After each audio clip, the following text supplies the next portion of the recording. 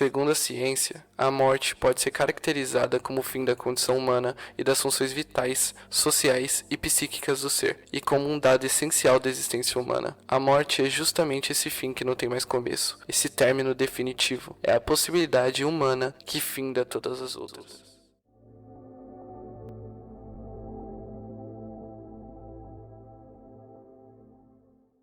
Sandman é uma das grandes obras da história da cultura pop, principalmente no mundo dos quadrinhos. Uma obra que carrega consigo uma grande importância por ter sido uma das principais fundadoras do selo para adultos Vertigo na editora da DC Comics. Provindo de um momento onde o selo Comics Code Authority, que servia como uma espécie de controle de censura nos quadrinhos, estava com diversas brechas, fazendo parte da famosa invasão britânica no mundo dos quadrinhos. Foi importantíssima para trazer um público mais intelectual e de outras mídias, além de crescer mais o público feminino. Escrita por Neil Gaiman e ilustrada por diversos artistas, ao passar do tempo, a obra ganhou diversas premiações, uma delas sendo o Eisner, uma espécie de Oscar do mundo das HQs, e ainda conseguiu ser um dos poucos quadrinhos a ganhar um prêmio literário, esse sendo o World Fantasy Award, em 1991. A história é contada pela ótica de Sonho, um dos perpétuos. Esses seres representam e personificam aspectos da realidade, suas aventuras e vivências entre os mundos, as criaturas e pessoas. Sandman recebeu uma adaptação em formato de série em 2022, que além de ser uma das adaptações mais fiéis ao material original,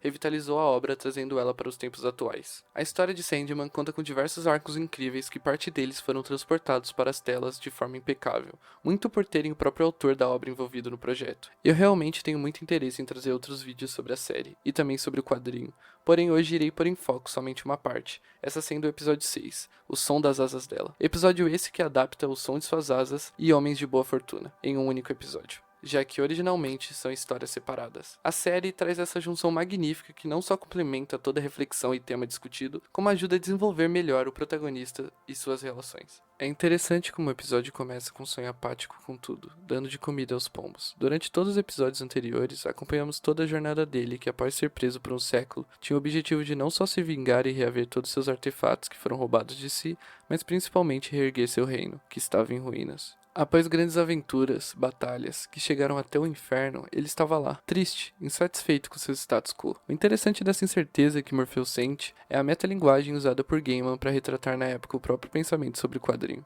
E é nesse momento que somos apresentados a uma das personagens mais emblemáticas da história dos quadrinhos, sendo a mais emblemática de Sandman, Morte.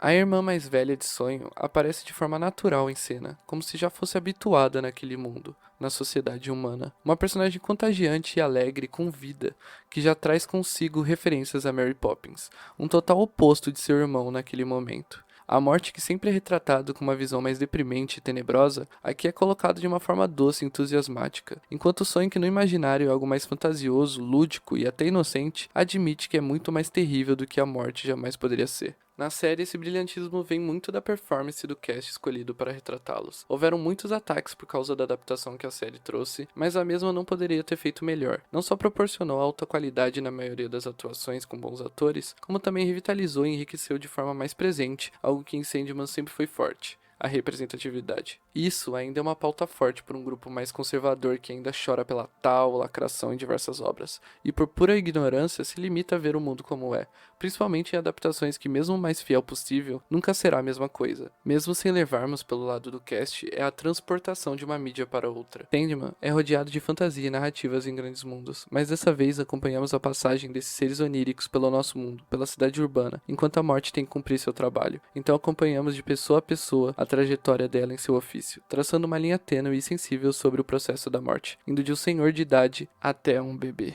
Momentos que emocionam e te impactam, que nos faz refletir sobre o tudo. No fim, não é questão de tempo, a mais ou a menos. Todos temos o mesmo tempo decretado em nossos nascimentos, e é a ele que estamos conectados. O tempo de uma vida. A morte, juntamente de delírio, é um dos perpétuos mais gentis, sendo muito ligado à humanidade, já que a cada 100 anos tem que viver um dia como humana. Teve que lidar muito com o conceito do seu trabalho e entender que ela não carrega o pior peso entre seus irmãos. A morte é algo inevitável e crucial no mantimento da vida. Por que terem medo das terras sem sol? A morte é solitária, então o que mais precisamos, como em vida, é de uma mão estendida para que todo o processo seja mais fácil. Há diversas representações da morte na cultura pop, mas em algumas retratações que me recordo com uma sensibilidade que foge um pouco do habitual, são de duas animações que têm um grande carinho, Midnight Gospel e BoJack Horseman. Tem literalmente um episódio inteiro focado em uma conversa entre o protagonista do show de Midnight e a morte. Um episódio que não só fala da mercadorização da morte, mas que tem uma das frases mais impactantes sobre o tema, um conselho provindo da própria.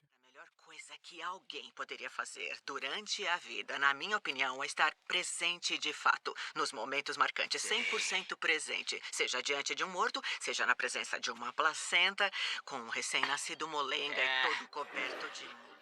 Não somos ensinados e muito menos instruídos a lidarmos com isso em nossas vidas, como se tivéssemos que simplesmente aceitar ou fugir para algo que nos acolha, enquanto mergulhamos nossos sentimentos e despesas em toda uma indústria e sociedade que se alimenta disso. Esse episódio brilha, mas onde realmente quero chegar é nos últimos episódios dos dois shows, onde há duas formas de representar essa passagem. Em BoJack, vemos nosso protagonista tendo que lidar com essa realidade na pele, vencendo momentos e conversas com pessoas presentes em sua vida, tanto direta quanto indiretamente, enquanto tem que passar por uma jornada de aprendizado sobre seus erros e acertos em vida, em uma viagem empírica enquanto tenta lidar com tudo, em um mar vazio, até perceber que todos temos uma chance nova de melhorar, de vislumbrar. Já no último episódio de Midnight Gospel, a retratação da morte vem representada não na pele do protagonista, mas em sua mãe. É muito emocionante saber que esse episódio é criado em cima de um podcast do criador da série, com sua mãe que recém tinha descoberto que estava com câncer de mama em estado grave. Essa relação com a morte próxima, não diretamente à sua pessoa, mas a pessoas e entes próximos de ti, é algo que comove de maneira mais íntima, já que o que faz esse episódio tão especial é a sensação de presença de companhia que tanto Clancy quer aprender e representar para sua mãe,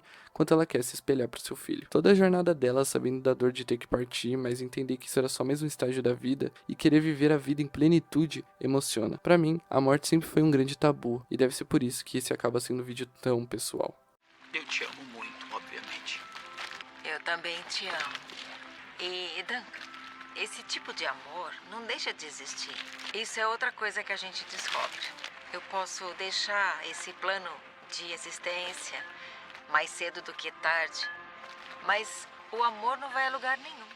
Eu já conhecia Sandman muito antes da estreia da série. É até interessante se ligar que eu fiz parte da última geração da obra que conheceu a mesma antes de existir uma adaptação dela para as telonas. E como foi uma adaptação boa, muito da divulgação da obra provém dela. Quando eu li o capítulo 8 pela primeira vez, me emocionou. E se provou para mim sendo uma das grandes histórias. A morte sempre foi muito cativante. Deu um novo olhar para algo que sempre foi, pessoalmente falando, distante, colocado sempre de uma forma negativa. Mas quando eu assisti a série e vi o que transformaram a adaptação dessa parte, foi bem quando eu estava lidando com a morte de forma muito real e presente em minha vida. No fim, essa parte acabou sendo tão pessoal e muito importante para eu como pessoa lidar e me relacionar com a morte e sua figura em minha vida, além de refletir sobre as companhias em sua jornada. Para alguns filósofos como Montaigne, a morte era algo inevitável, porém a função dela seria o ensinamento para experienciar o que é a vida, já que não importa quantos anos você viveu, mas sim a forma que você os vivenciou. Enquanto para Epicuro, a morte se dá quando o corpo se desintegra por completo e passamos a ficar livres para compor outros corpos. A morte gera vida e o ciclo se repete, algo que para minha visão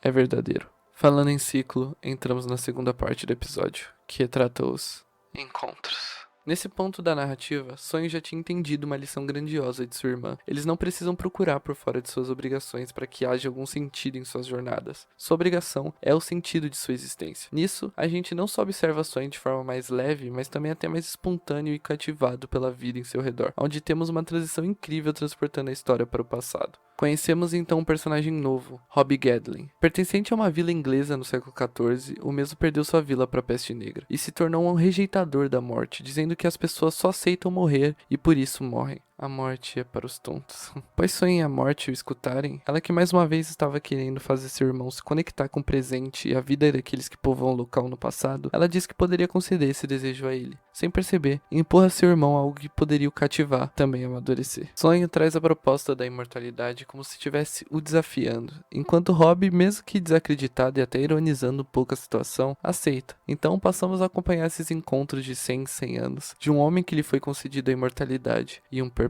Durante toda a passagem de tempo, conseguimos observar a mudança na sociedade durante as eras e todas suas referências, que passam da Revolução Francesa à escravidão, de Will Shakespeare, ou melhor, William Shakespeare, e o ato de fazer as pessoas sonhar, a Jack Stripador.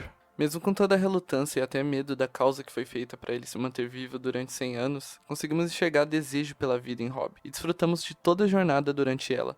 Tanto os momentos altos, com ele se tornando um cavaleiro nobre, bebendo e comendo do bom e do caro, quanto os lados ruins, onde o mesmo perdeu tudo: riqueza, título, família. E mesmo assim, a morte continua sendo pros tolos. Toda evolução de Sonho, enquanto ele se mostra cada vez mais aberto e intrigado com toda aquela jornada e grandes figuras e histórias ao redor, cada encontro de 100 a 100 anos, ele se abre mais e se conecta àqueles que está em sua mesa. Mesmo Perpétuo precisa saber o valoroso apreço que é a companhia de um amigo. Durante o tempo, passamos a ver também uma descendente dos Constantine, que achava que eles eram uma espécie de judeu e o diabo. E mesmo ele dizendo para Robb viver a vida da forma que ele queira, como soldado, ladrão, o que for, é incrível a mensagem que passa quando ele descobre que o mesmo está fazendo parte do meio escravagista. É terrível um homem escravizar outro. Não só tecendo a crítica à forma de vida que Robb acabou entrando, mas além de conselho, é também perceptível uma imposição. Após mais mudanças, somos levados ao que seria o último encontro entre eles antes do início do que acompanhamos na obra. A forma que é retratado não só a relação de ambos, mas também a percepção do ambiente e daquelas outras figuras que estão ao redor, cria um charme a mais que melhora o todo. Sonho é confrontado, pois mesmo esses encontros de 100 em 100 anos, Robb não conhece quase nada do seu companheiro, mas enxerga que o mesmo sabe que ele nunca aceitaria a morte, e que ao invés de sempre comparecer motivado pelo experimento, estaria ali por algo a mais, que todos os seres, não importa sua autoria, precisa: a amizade. O mesmo se sentia solitário. Indignado com tal afronta, Sonho se aborrece e sai do local, onde o mesmo é confrontado novamente por Gendlin, onde diz que estaria esperando no mesmo lugar daqui a 100 anos, e que se dessa vez o mesmo aparecesse, não seria por outro motivo além deles serem amigos. Algo que é revelado como verdade com antecedência, já que o mesmo só não compareceu pois foi aprisionado por um século por um culto humano, que procurava e cobiçava o que juravam ser bênçãos da morte, sua irmã. 100 anos se passaram, a taverna nem existia mais, foi comprada.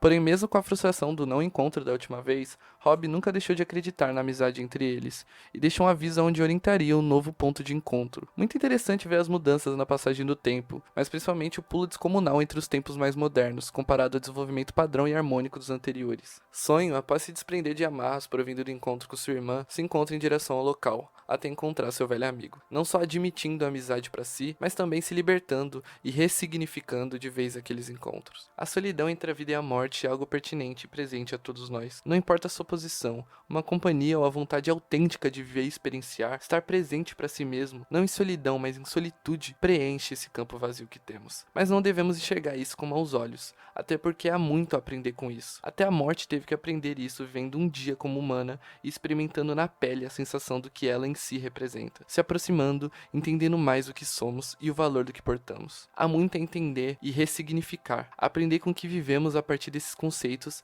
e devemos nos admitir. É rude deixar um amigo esperando. Ela ensina mesmo que silenciosamente, já que, como disse anteriormente, todos nós temos o mesmo tempo, não existe mais ou menos. É o tempo de uma vida. O que nos falta é parar e refletir, já que há algo para absorver de tudo que vivenciamos. E mesmo vazio, não portando uma resposta em nosso mundo, ele traz uma pergunta, um aprendizado. É só parar e ouvir. O som de suas asas.